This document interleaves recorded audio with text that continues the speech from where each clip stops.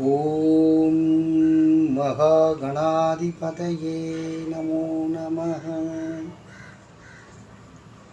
அன்பார்ந்த நேயர்களே, ஸ்ரீ விஸ்வபிரம்மம் அனுக்கிரக ஜோதிடம் என்ற ஜோதிட அலுவலகத்திலிருந்து நடராஜ ஆச்சாரியாகிய அடியேன் பல ஜோதிட கருத்துக்கள், சில ஆன்மீக சிந்தனைகள் அவ்வப்போது நான் அளித்து வந்திருக்கிறேன். அதற்கு நல்ல ஆதரவை கொடுக்கின்ற அந்த அன்பு நேயர்களுக்கு என் மனமார்ந்த நன்றி. சமீப காலமாக நான் வெளியிட்டு வரும் ஒரு பதிவு என்னவென்றால், இந்த சனி வக்ரகதி. இப்போது சனி வக்ரகதியை பற்றி தான் ஜோதிட வட்டாரங்களிலே பரவலாக பேசப்படுகிறது. இந்த பேச்சு எழுவதற்கு முன்னரே நான் இந்த சனி வக்ரகதி பற்றி ஒரு பொதுவான கருத்தை முதலில் வெளியிட்ட அந்த அடிப்படையில் ஒவ்வொரு ராசிக்காரருக்கும் இந்த சனி வக்ரகதி எவ்வாறு அமையும் என்ற ஒரு கேள்வி எழுந்ததன் பலனாக இதுவரை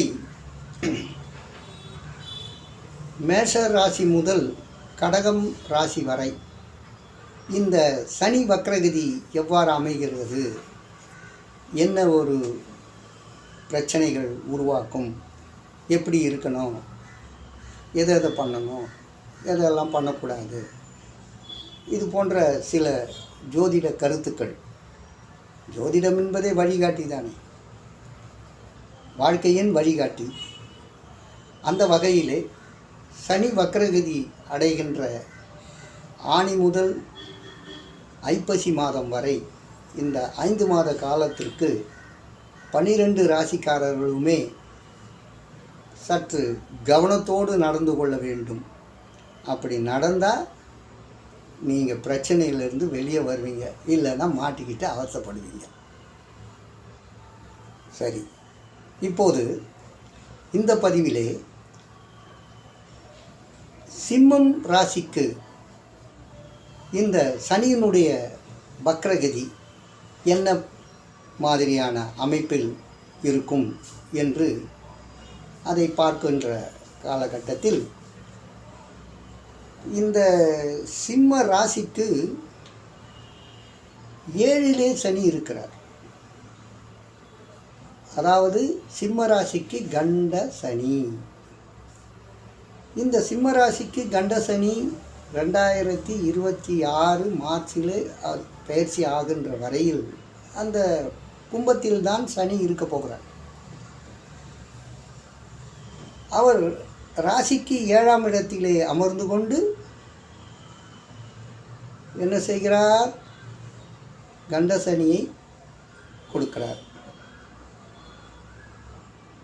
அடுத்ததாக அவர் ஆனி முதல் ஐப்பசி வரை வக்ரகதியிலும் வருகிறார். இப்போது வக்ரகதி ஆரம்பித்தாச்சு, ஆனி மாதம் இப்போ படிப்படியாக வந்துக்கிட்டு இருக்கு. இவர் அந்த சனி பகவான் இந்த சிம்ம ராசிக்கு 6க்கும் 7க்கும் உடையவர். 6இல் இருந்தவரை நல்லது, ஆனால் 7க்கு வந்ததனால் கண்ட சனி.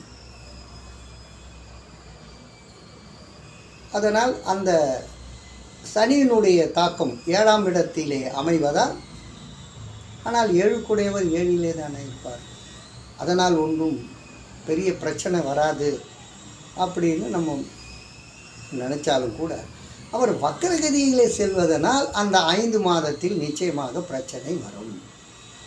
ஏதேனும் ஒரு சிக்கலில் மாட்ட வேண்டி வரும். கவனமாக இருந்தால் நல்லது. இதுதான். அதாவது இந்த வக்ரகதியில் இருக்கின்ற சனிக்கு இப்போது சிம்ம ராசிக்கு 3க்கும் 10க்கும் உடைய சுக்கிரன், அவர் சிம்மராசிக்கு 3க்கும் 10க்கும் உடையவர். அந்த 10ஆம் இடத்திலே குரு இப்போது அமர்ந்து இருக்கிறார். அவர் பயிற்சியாகி மேஷத்திலேருந்து ரிஷபத்துக்கு வந்துட்டார். 10ஆம் இடத்திலே இருக்கிறார்.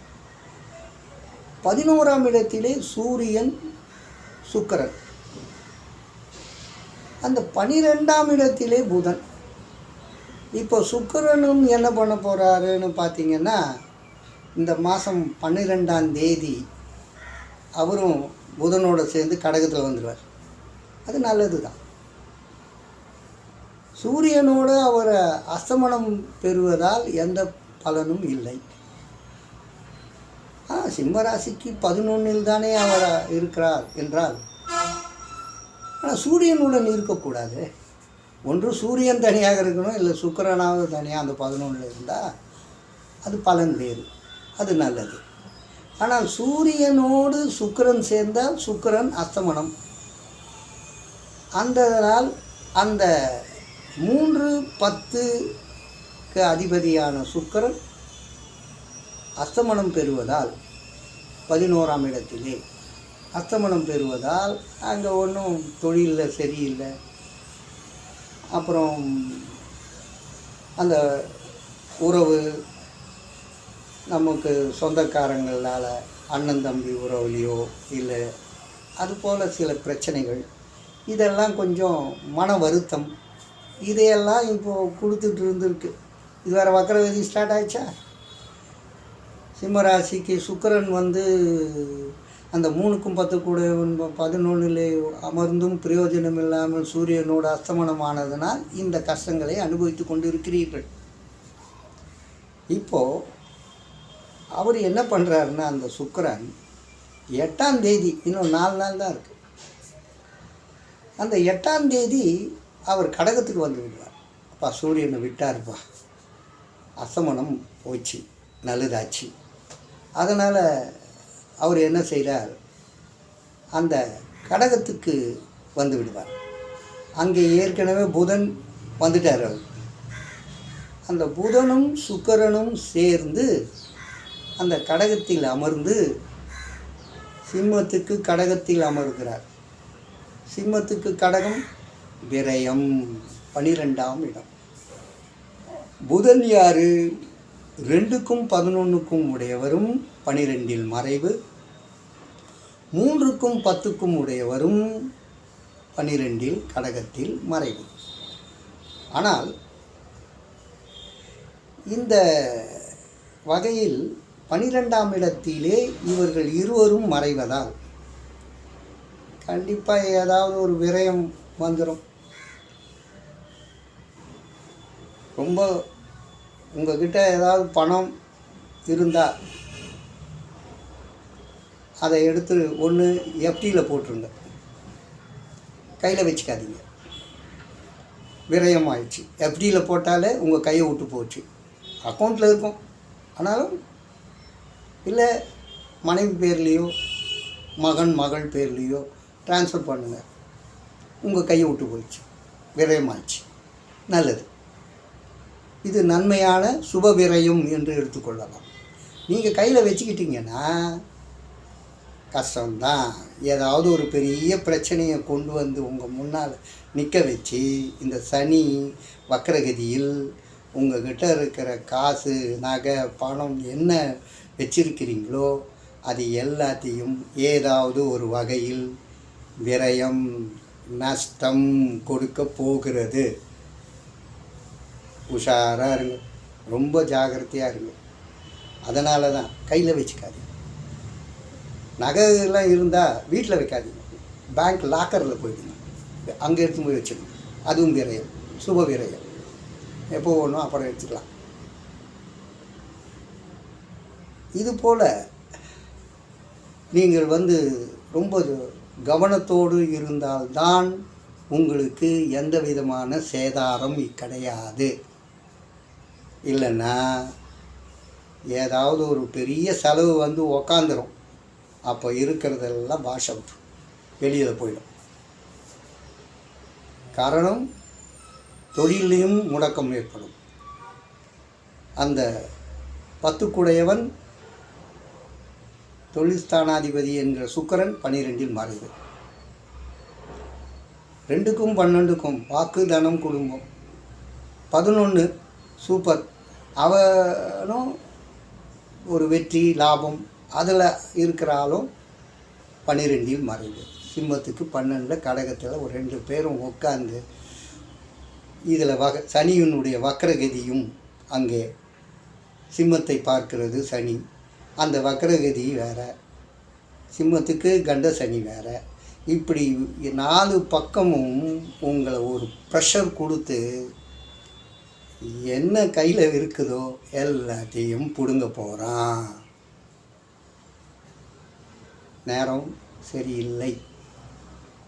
வக்ரகதி இல்லாமல் இருந்தாலும் பரவாயில்லை, வக்ரகதி தான் இந்த மாதிரியான சூழ்நிலையை உருவாக்குது.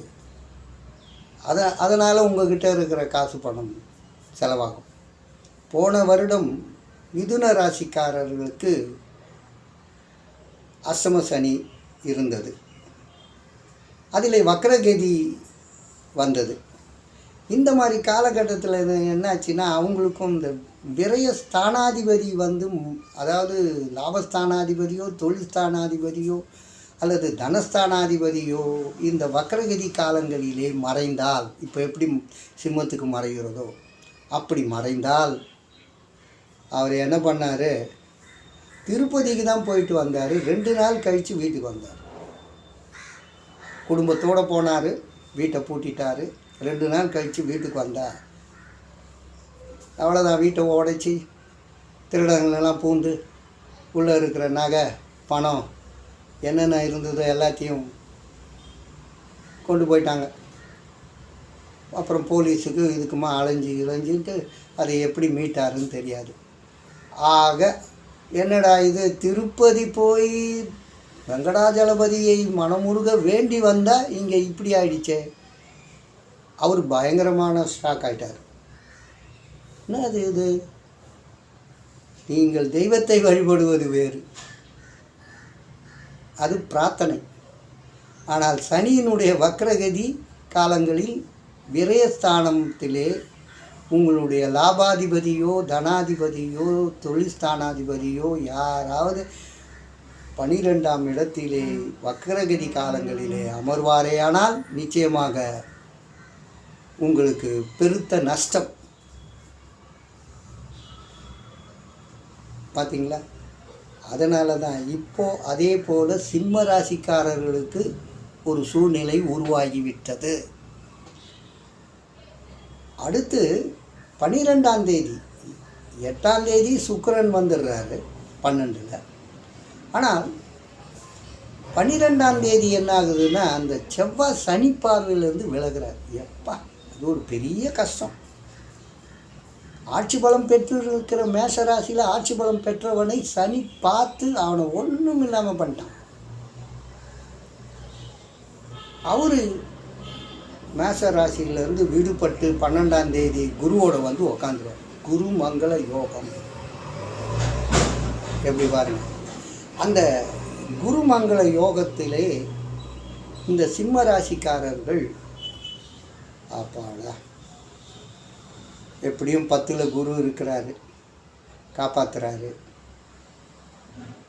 அப்படின்ற ஒரு எண்ணம். அவர் காப்பாற்றின்னு தான் இருக்கார். ஏதோ ஒரு சில பல கஷ்டங்களை கொடுக்குறாரு, நஷ்டங்களை கொடுக்குறாரு. ஆனால் அவர் அந்த 10ஆம் இடத்துல குரு இருப்பதனால், ஆனால் 10 கூடையர் 12ல் போயிடுவார். அங்கே தானே பிரச்சனையே உருவாக்குது. ஸோ அந்த குரு என்ன செய்கிறாருன்னு பார்த்தீங்கன்னா சிம்ம ராசிக்கு 4ஆம் இடத்தை பார்க்கிறார். இப்போ செவ்வாயும் அங்கே 12ஆம் தேதி வந்துட்டார்னா அவரும் 7ஆம் பார்வையாக 4ஆம் இடத்தையும் பார்ப்பார், 5ஆம் இடத்தையும் பார்ப்பார். 4ஆம் இடம் விருச்சிக ராசி, அவருக்கு உகந்த இடம். குருவுக்கு இப்போ 5ஆம் இடமான அந்த தனுசுவையும் பார்ப்பார். குரு என்ன பண்ணுறார், 9ஆம் பார்வையாக மகரத்தையும் பார்ப்பார். சிம்மத்துக்கு 6ஆம் இடம் மகரம். ஆக 6ஆம் இடத்தை பார்ப்பதனால் அந்த 6ஆம் இடத்துக்கு அதிபதியான சனி 7லே அமர்வதாலும் சிறு சிக்கல்கள் உண்டு. நீங்கள் கடன் வாங்கிடாதீங்க இந்த வக்ரகதி காலத்தில். ருணரோக சத்ருவை குரு பார்த்தாலும் கூட அந்த ருணரோக சத்ரு ஸ்தானாதிபதி 7ல் உட்காந்து இருக்காரு. அது மட்டும் இல்லாமல் அந்த மகர ராசியை 6ஆம் இடத்தை புதனும் சுக்கிரனும் பார்க்கிறார்கள். ரொம்ப கவனம் வேணும். இந்த கவனம்தான் நமக்கு ரொம்ப ரொம்ப முக்கியம். பொறுமையாக இருங்க. 5 மாத காலம், ஐப்பசி வரைக்கும். ஐப்பசி மாதம் உங்களுக்கு அவ்வளோதான், வக்கர கதி நிவர்த்தி. கார்த்திகை மாதத்துலேருந்து நீங்கள் என்ன பண்ணணும், எப்படி என்ன பார்த்துக்கணும், அதுதான். ஆக இப்போது ஏதேனும் ஒரு வகையிலே நஷ்டம் வரப்போகுது. அது அவங்கவுங்க எப்படி விரலுக்கு தகுந்த வீக்கன்ற மாதிரி அவங்கவுங்களுடைய கெப்பாசிட்டிக்கு தகுந்த மாதிரி அந்த கஷ்டத்தை சிம்ம ராசிக்காரர்கள் அனுபவித்துத்தான் ஆக வேண்டும். அதில் நீங்கள் எப்படியும் எஸ்கேப் ஆக முடியாது.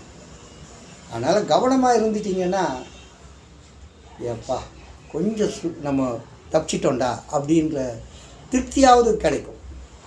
அதைத்தான் நான் சொன்னேன். எதுவும் விரயங்கள் நிறைய உருவாக போகிறது. அது எப்படி விரயம், அந்த விரயம் உருவாகிறதுக்கு முன்னாலே நீங்கள் ஏதாவது ஒன்று உங்கள் கையை விட்டு போகிற மாதிரி ஏதாவது இப்போ அதாவது நான் அதை சொன்ன போல் லாக்கரில் போயிட்டு நகை நட்டில் இருந்தால் வச்சுடுங்க. பணம் இருந்ததுன்னா எஃப்டியில் போட்டு மாற்றிடுங்க.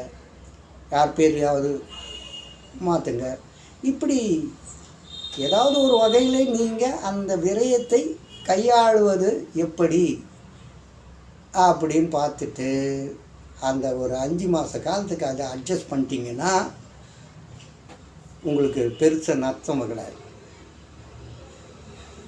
இல்லைன்னா நஷ்டம், அதனால் கஷ்டம். என்ன பிரச்சனை, எப்படி அதை திருப்பி கொண்டு வர போகிறோம். இந்த தொழிலில் நஷ்டம் விட்டால்தான் திருப்பி அந்த தொழிலை கவனிக்கிறது பிரச்சனை. இது போல் பல விஷயங்களை நீங்கள் அனுசரித்து ஆராய்ந்து இந்த வக்ரகதி காலத்தை சிம்ம ராசிக்காரர்கள் மிக மிக கவனமாக கையாள வேண்டும். அப்படி ஒரு வகையில் நீங்கள் சென்று விட்டால் தப்பிப்பீங்க. இதுதான் உண்மையான ஒரு அமைப்பு. இந்த சிம்ம ராசிக்காரர்கள் தயவு செய்து கவனமாக இருந்து கார்த்திகை மாதத்துக்கு மேலே என்ன பண்ணணுமோ பண்ணுங்களேன். சனி வக்கரகதியிலேருந்து வெளியே வந்துடுவார், நல்லது நடக்கும். கார்த்திகை மாதம் அதை அந்த சூரியன், சிம்ம ராசியாதிபதி சூரியன் என்ன பண்ண போகிறாரு, குரு பார்வையில் வந்து நின்றுடுவார். எங்கள் விருச்சிகத்தில் குரு பார்வை இல்லை அந்த சூரியன் ராசியாதிபதி வந்தால் எப்படி இருக்கும்? பிரமாதமாக இருக்கும். வக்கரகதியும் போயிடுத, சூரியனும் குரு பார்வையிலே வந்து நின்று உங்களுடைய செயல்பாடுகளை எல்லாம் எப்படி பண்ணணும், தொட்டது துலங்கும்.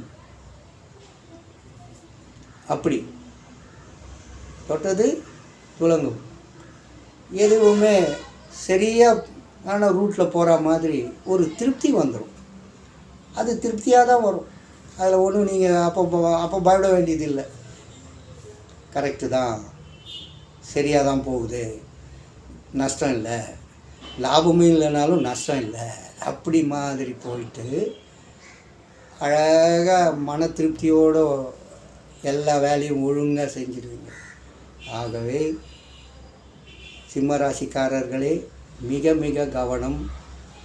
இந்த ஆனி மாதம் முதல் ஐப்பசி மாதம் வரையிலான சனியினுடைய வக்ரகதியில் சிம்ம ராசிக்காரர்கள் இது போன்ற ஒரு அமைப்பிலே நீங்கள் பிரச்சனையை எதிர்கொள்ளப் போகிறீர்கள். அதிலிருந்து மீள்வது எப்படி என்பதை கவனமாக கையாளுங்கள். அவ்வளோதாங்க.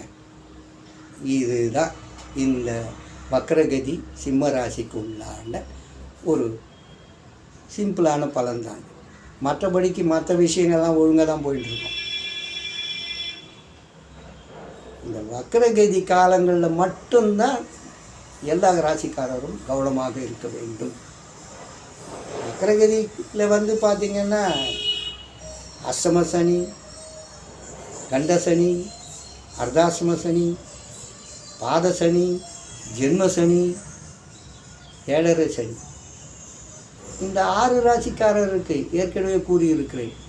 இந்த 6 ராசிக்காரர்களுக்கும் சனியினுடைய பாதிப்பும் இருக்கிறது, வக்ரகதியினுடைய பாதிப்பும் வந்து ஐயோ பெரிய கஷ்டம்.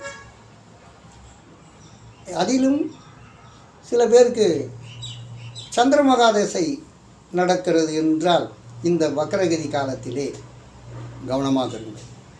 அதில் சனி புக்தி நடந்தால் நிச்சயமாக நீங்கள் எங்கேயோ ஒரு இடத்துல மாட்ட போகிறீங்க, ஏதோ ஒரு பெரிய நஷ்டத்துக்கு ஆளாக போகிறீங்க. இப்படியும் பார்க்கலாம். சனி மகாதசை யாருக்காவது நடந்து அங்கே சந்திர புக்தி நடக்கிறதா, நீங்கள் ரொம்ப ரொம்ப கவனமாக இருக்கணும். ஏதாவது ஒரு பிரச்சனையை பெருசாக அப்படி கொளுத்தி போட்டால் அப்படியே புஷ்பான மாதிரி மேலே போயிட்டு வரும், சும்மா ராக்கெட் மாதிரி எகிறோம், சைன்னு போயிடும், பெரிய அவஸ்தை. இதுவும் நடைபெறலாம். ஆகவே வக்ரகதி என்பதே நமக்கு பிரச்சனையை கொடுப்பதற்காகவும் வக்ரகதி வருகிறது என்று சொல்லலாம். இல்லை என்னால் நம்மளுடைய கர்மா வேலை செய்யணும்ல. நீ நல்லவனாக இருந்தீங்கன்னா ஓரளவுக்கு நல்ல கர்மா. நீ ஏதாவது கெட்டது பண்ணி அதை பண்ணி இதை பண்ணி அந்த கர்மாவில் பாவத்தை சேர்த்து வச்சுருந்தீங்கன்னா இந்த வக்ரகதி உங்களை வச்சு செஞ்சிடும். தெய்வம் நின்று கொள்ளும். இப்போ கொல்ல போகுது. மிகவும் கவனம். நன்றி, நமஸ்காரம்.